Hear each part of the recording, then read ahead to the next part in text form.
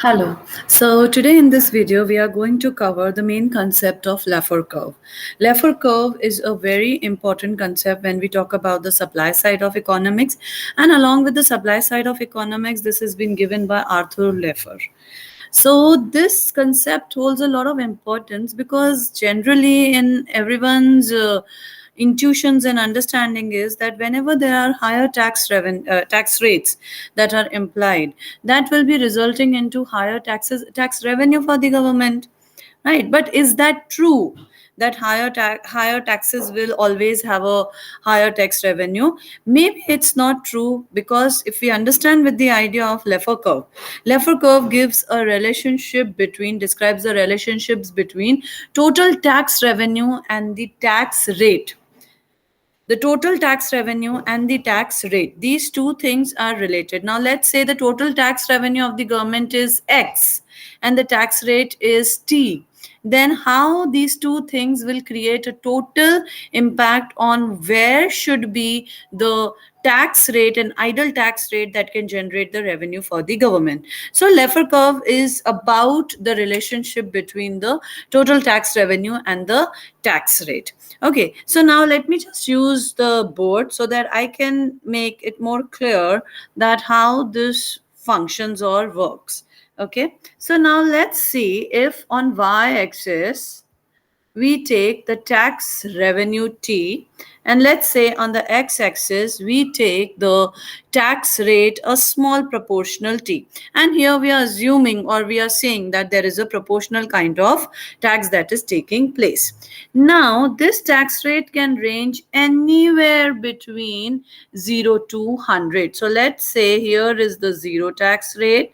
So it starts like this, it goes, and it gives a hump, which is the maximum tax the government can levy is 100. Now looking at the graph, okay, what is it? There are two tax rate that is being given. One is 0% tax rate and another is 100% tax rate. But with the 0% and 100%, if we join the dots, we get a hump like shape. Okay, we are getting a hump shaped range, okay, that ranges from 0 to 100%. Now when it ranges from 0 to 100%, what is the ideal? Because these are the two extreme. So if we are at the 0%, definitely government will not get any revenue because no one is paying the taxes. Correct. If we are at 100%, then also government is not getting revenue. Can you think of a reason why? Because if I am working and I have to give my whole income as a tax to the government, why will I work? Right. So when it is 100% tax, the incentive to work for the labor will decrease. And when the incentive for labor to work will decrease, the revenue collection for government will be lesser. So we call it a negative incentive effect. Okay, in the negative incentive effect, we are saying that there is no revenue that is generated for the government because it ranges from 0 to 100. See, now if we talk about a positive incentive effect, then in a positive incentive effect, there should be the case that the government can increase these taxes. Now, let's say we increase the taxes and there is a tax, say A, and there is a tax, say B. This A and B is going to give a same amount of government tax revenue, let's say G.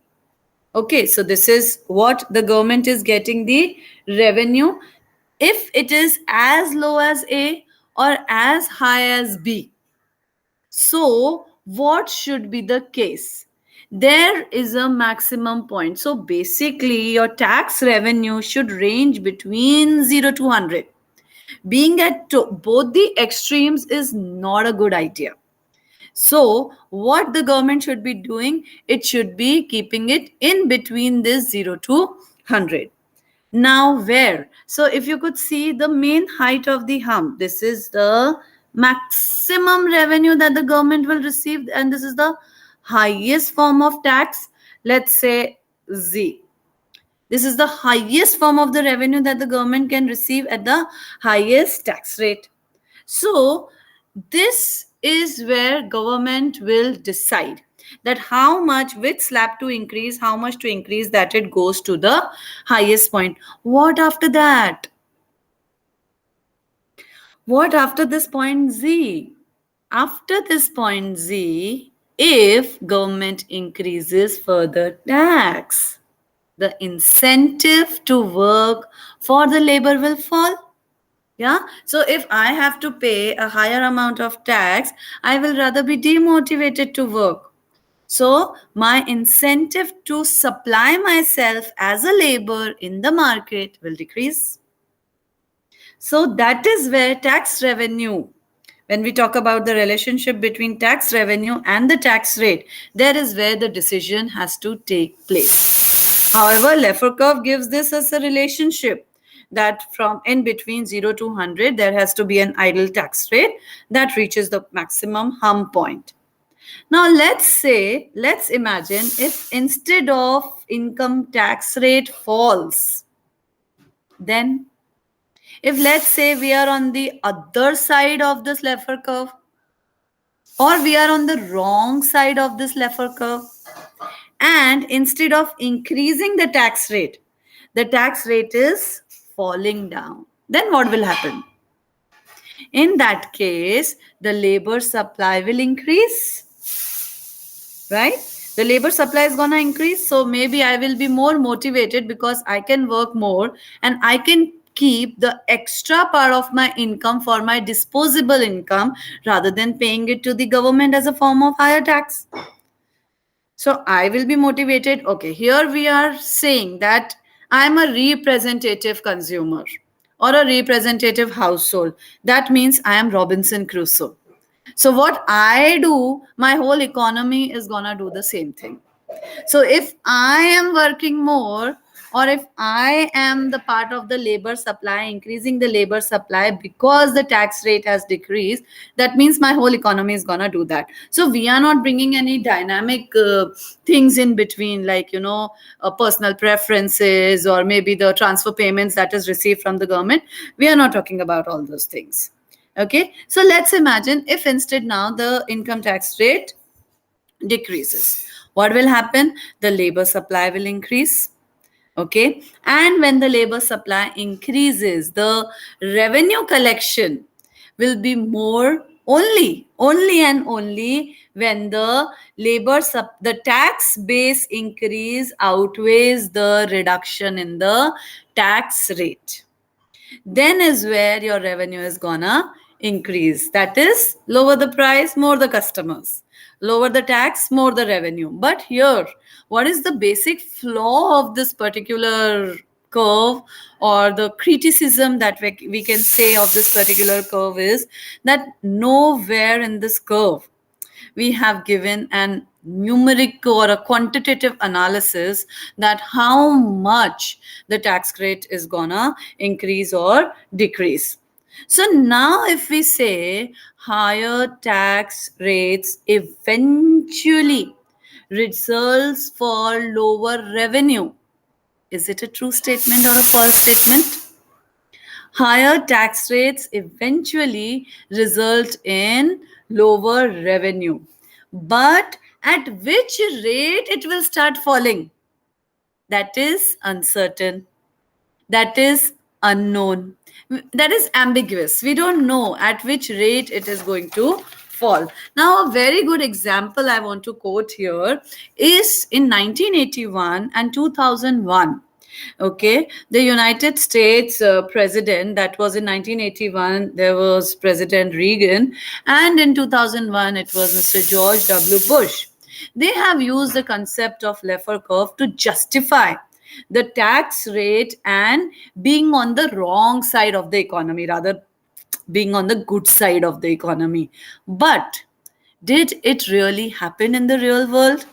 Were in the year 1981 and 2001, has this Laffer curve concept been consumed well? Like, was the reduction in tax rate actually increase the tax revenue? Then the answer is no. Why? Because we can state a no with the evidences that has been given in the data, and those evidences from the data suggest that increase in total revenue just did not seen to be the case in 1981 and 2001. But one more case we can discuss over here, that if the economy has some positive productive shocks, positive productivity shocks, then is where this could be the case. How? Positive productivity shock means your labor becoming more enhanced, your total factor productivity, the Z factor, your total factor productivity increases, and when the total factor productivity increases, the economy experiences increase in the labor demand and the labor supply.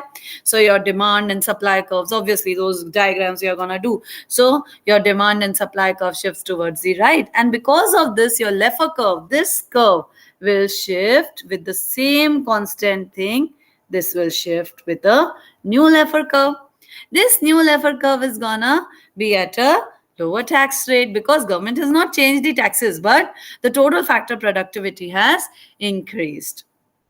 So, in short, if you are asked a question which wants you to state either the statement is true or false or uncertain, you have to very carefully examine the question.